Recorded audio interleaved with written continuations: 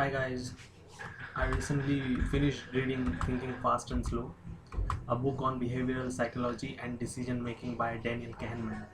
This book contains some profoundly important concepts around how people make decisions. It will help you to understand why humans sometimes makes error in judgment and how to look for a sign that yourself may be about to make a system one error. Here are some most important takeaways from this book. We have a two system way of thinking. We have two system, the way of thinking, which is called system one, thinking fast, and system two is called thinking slow. System one is intuitive, uh, which we can say a gut reaction, way of thinking and making decisions. System two is the analytical critical thinking way of making decisions. Means system one is happen automatically, and system two, which we do by conscious thinking, is just like that. So let's see. The first impression of something is system one, and often is reason by we jump to conclusions. That is also happen with the system one.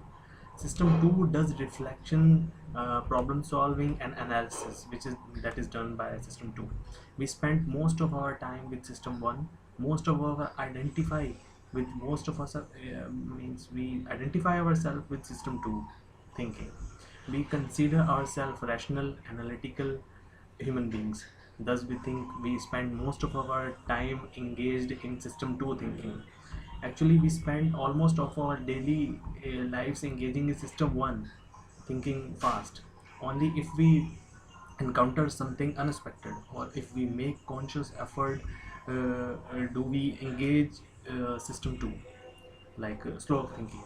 So Kahneman wrote that system 1 and 2 are both active whenever we are awake. System 1 runs automatically, and system 2 is normally in comfortable low effort mode, in which only fraction of its capacity is engaged. System 1 continuously generate suggestions for system 2: impression, intuitions, intentions, and feelings. If endorsed by system 2, impressions and intuitions turn into beliefs, and impulses turn into voluntary actions. When all goes smoothly, which is most of the time, system 2 adopts the suggestion of system 1, which little or no modification done by us. System 1 accepts this when system 2 says to accept this and that. You generally believe your impression and act on your desires, and that is fine. Usually when system 1 runs into difficulty, it calls on system 2 to support more detailed and specific process that may solve the problems of the moment.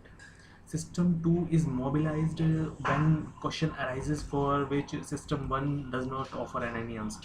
System 2 is activated when an event is detected that violates the model of the world that system 1 maintains. So system 1 is continuously creating impressions, intuitions, and judgments based on everything we are sensing. In most cases, we just go with the impression or intuition that system 1 generates. System 2 only gets involved when we encounter something unexpected that system 1 can't automatically process. System 1 thinking seeks a coherent story above all else, and often leads us to jump to the conclusions. While system 1 is generally very accurate, there are situations where it can make errors or bias. System 1 sometimes answer easier question than it was asked, and it has little knowledge of logic and statistics. One of our biggest problem with system 1 is that it seeks to quickly create a coherent plausible story, an explanation for what is happening, by relying on associations and memories, patterns, matchings, and assumptions. And system 1 will default to that plausible, convenient story, even if that story is based on the incorrect information. The measure of success for system 1 is that the coherence of the story is managed to create. The amount and quality of the data on which the story is based are largely irrelevant.